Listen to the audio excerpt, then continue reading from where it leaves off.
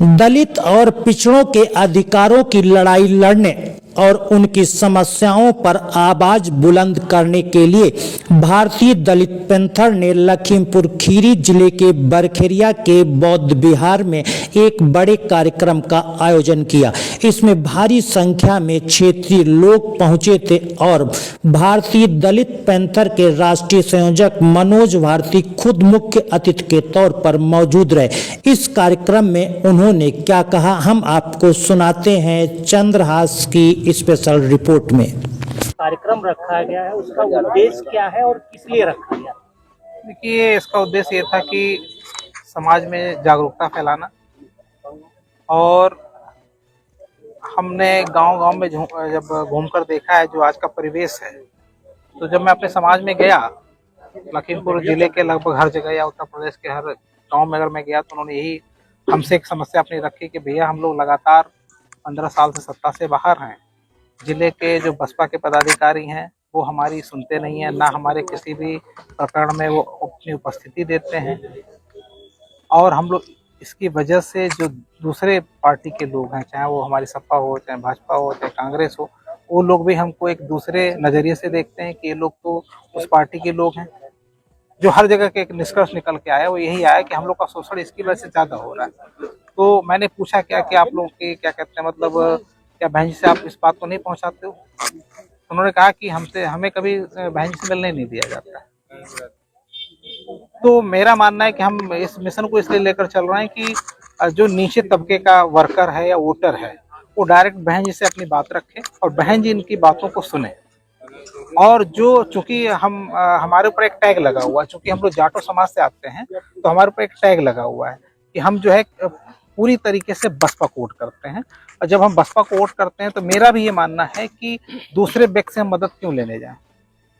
जब हम वोट आपको कर रहे हैं, आपके नाम से हम विख्यात हैं या प्रसिद्ध हैं या फेमस हैं, जो भी आप कह लें, जब हम आपके नाम से जाने जा रहे हैं तो आपके जो जिलाधिकारी स्तर के पदाधिकारी वो हमारी समस्याओं में आएंगे नहीं, आपके कोऑर्डिनेटर्स आएंगे नहीं, आपसे हमको मिलने नहीं दिया जाएगा, तो हम अपनी समस्या किसके पास रखें?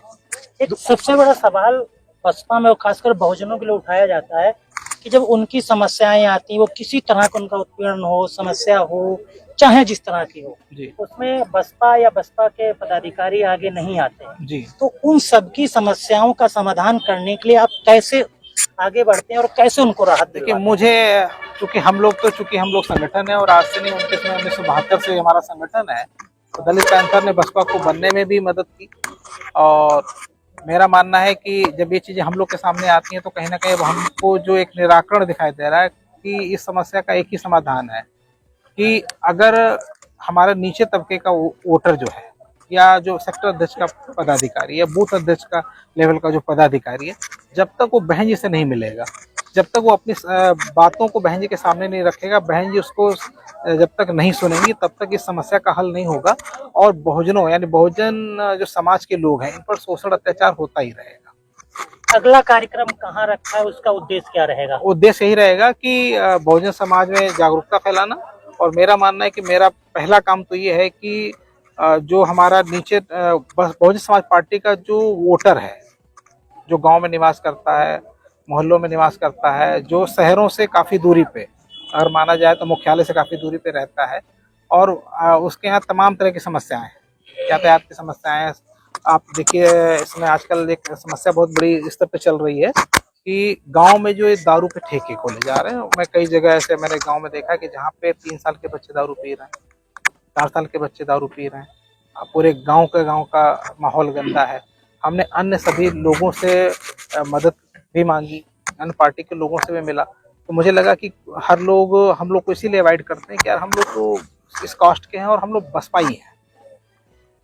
ये लोगों के अंदर एक मानसिकता बनी हुई है। जो अगला कार्यक्रम आपका ग्राम सेंधा में रखा है, क्या गांव के लोग या फिर बाहरी लोगों को वहाँ बुलाएगा? नहीं, उसमें क्षेत्र के लोग ही रहेंगे। और ये कार्यक्रम अब हर गली मोहल्ले में नुक्कड़ मीटिंग के माध्यम से, पंचायत के माध्यम से और मीटिंगों के माध्यम से डोर टू डोर जाकर हम ये समाज को जागरूक करने का काम करेंगे कि बहन जी को इस पे जो है मतलब विचार करना चाहिए कि उनका वोटर लाखों की संख्या में हर जिले में रहता है। तो मेरा मानना है कि बहन जी अगर एक बार हर जिले में जाकर इन लोगों से अगर बात कर लें इनका जो वोटर है, इनके जो सेक्टर बूथ अध्यक्ष के लेवल के जो कार्यकर्ता हैं, अगर उनसे इन सब बातों को वो सुन लें और अपनी विचार उनके सामने रख दें, इन सारी समस्याओं का समाधान हो जाए। बहुजनों को संदेश क्या देना चाहते हैं, कैसे वो लोग आगे बढ़ें? मेरा मानना है कि हमारे जितने महापुरुष रहे हैं लगभग सब लोगों ने 85-15 की बात की है। तो अगर 85-15 की लीक से हम हटेंगे तो हमारी समस्या हमेशा बनी रहेगी और जन्म जन्मांतर तक बनी रहेगी। मेरा मानना है कि SC ST OBC माइनॉरिटी समाज के जो लोग हैं, चाहे वो किसी भी जाति के हों, उनको एक साथ मिलकर एक प्लेटफॉर्म पर आकर अन्याय के खिलाफ लड़ाई लड़नी होगी, क्योंकि मेरा मानना है कि लगभग सबकी समस्या एक ही है। उन सभी महापुरुषों को मैं नमन करता हूं जिन्होंने अपना सारा जीवन बहुजन समाज के हक और अधिकार के लिए कुर्बान कर दिया। मंच पर हमारे बैठे सारे सम्मानित भाई, प्रांगण में उपस्थित माता बहने, आप सभी को मेरा जय भीम नमो बुद्धाय।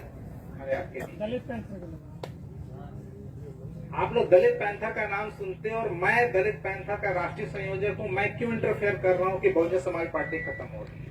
हमको चर्चा इस पे करनी है, अब इसी पे चर्चा हो जाए थोड़ी देर कि हमें कष्ट क्यों है कि इन दलों ने पार्टी को बेच दिया। हमारा कष्ट क्या है? मैं चाहूंगा सब लोग इधर आ जाए, मैं बोर्ड पे को समझा दूंगा।